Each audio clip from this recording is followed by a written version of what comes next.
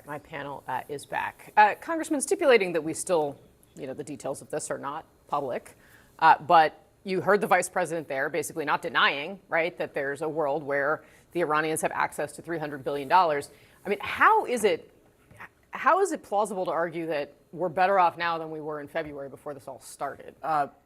The top 100 leaders of the regime are dead. The top nuclear scientists are dead. The nuclear material is buried beneath a mountain, so complicated that we have to have wasn't that buried before the Well, second? it was buried because it was buried by the us Trump in a previous action. operation, right? But so in that way, the ground is very different on Iran's capacity to execute terror on their neighbors and including Americans. So that is a global good. The complicated factor was the closing of the strait and the rising cost of oil. China paid the price for that. They were the country that was most impacted by the price of oil. In the United States, certainly, we're impacted by that as well. So the strait complicated the matter, and the reason why the president closed the deal was because of that choke point that Iran had. That was a noble thing before going in. So the question now is... Was it unknowable, though? It was completely knowable that Yeah. Iran would execute their one piece of leverage over the whole world, right? Which is shipping of, Right. the disproportionate share. But we seem to have underestimated their willingness to do it. Yes, ahead of but time. also let's learn from Ukraine. With drones, warfare has forever changed, or at least for the coming generations. So the question here about the deal is this truly performance-based? Meaning, if they perform to the deal, they have release of sanctions relief, money, things of that sort.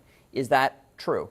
Do we actually remove the nuclear material? There are all these things that are yet to be understood, not even just with the nature of this deal, but the performance of it. And we are all, as we should be, rightly skeptical that the Iranians will perform or that we understand what is in this deal. I think that's really important because, Iran has been preparing for a war of attrition with us for about 20 years. They're very good at waiting. I've said this before, but if you just look at the 1980 Iran-Iraq war, Iran said no to 6, 7 ceasefires, dragged that out for 8 years. They waited in pain, in economic pain and pressure points because they could. And so there's so much we don't know about this deal. And just because Trump has blurted out it's done, we don't know that yet. I will point out there's a really interesting thing happening over on the far right, the sort of like MAGA alternative lane that Tucker Carlson and other folks are trying to create. Tucker Carlson was out on his podcast late last week saying that the Iran war is the worst thing any president has ever done. Now, hyperbole or not, that's what he's putting out there. We know that Trump's the most important voice for MAGA, but if that becomes a thing, amplified in the corners of MAGA that are upset with the Iran situation, well, that could have a huge impact on 2026 and 2028. You've got a split between hawks in the Republican Party like Lindsey Graham, who uncharacteristically put out a very, very skeptical statement, and pinned the deal on Vance, which tells you everything, because he doesn't want to blame the president. But, it seems to me, if you just lay this whole thing bare, the president went in all jacked up by Venezuela and thought that he could achieve this ambitious set of goals, which is not just to remove the nuclear material, but he said to destroy their missile program, to topple the regime, to stop to cut off the ties to their proxies. And to liberate the Iranian people. Yes, and so now it seems like we may end up paying to get the Strait of Hormuz opened again, which was open before the war started. This does not sound like the art of the deal. And let's watch, what the president has said in the past about money that was given by the Obama administration to Iran, because if that, this is a central piece of why Lindsey Graham, for example, would not be pleased with something like this, or be skeptical of it, we should say. Here's the president over the years.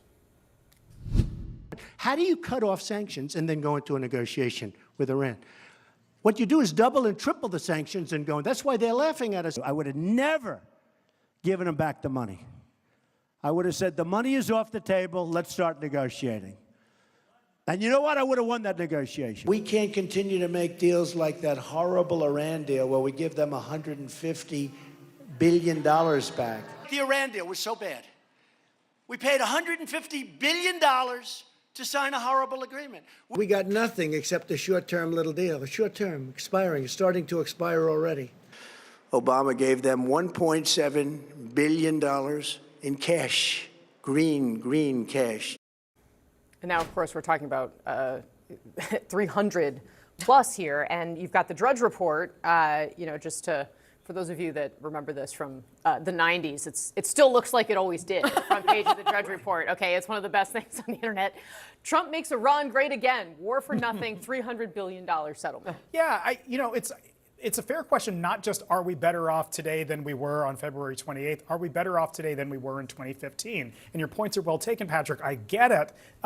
However, do we have reason to believe that Iran had a nuclear weapon back in 2015? No. Does Iran have a nuclear weapon now? No. And I'm just wondering, given all things, having lost a lot of his base potentially, all of the harms in the American economy now, was this all worth it? Yeah, American people have sacrificed here, and for what? But and I want to leave time for you to say whatever you want to say about this, but you go back to the agreement of 2015. What he's asking for sounds very much like what was negotiated in 2015. Let's just remind people what was negotiated. 97% of their enriched nuclear material shipped out of the country.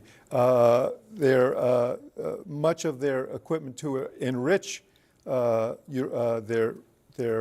uranium was mothballed.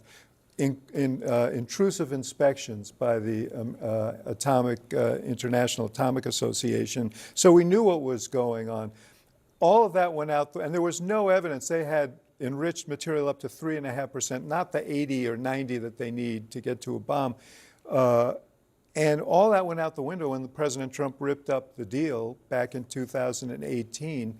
So this is a saga that goes back to that decision. I would have welcomed him. That was a narrowly focused agreement that had an expiration date, as apparently this one will. I would have said, go ahead and see if you can get a better deal. He just ripped up the deal and walked away. They started enriching again, and then we got to the position that we're in. So to me, the Trump saga relative to Iran begins at that moment. Well, the clear standard that the president laid out is that whatever this deal is, or whatever the inevitable deal is that we see with Iran, has to be better than the President Obama deal in 2015. That's what the president said repeatedly. That's what the whole administration said repeatedly. And we will have to judge, based off performance, whether or not that is in fact true, just by their own words. But I think it's a reasonable But the thing, what we can't do is take the president's word for it, because he will call any deal that he gets better than the deal. That's why the release of money is contingent upon Iranian action. That's what we've heard from President Vance and the administration so far. That's basically all we know. It's Vice President. Not an endorsement, but Fair enough. All right, ahead here in the arena, the night the White House turned into the Fight House.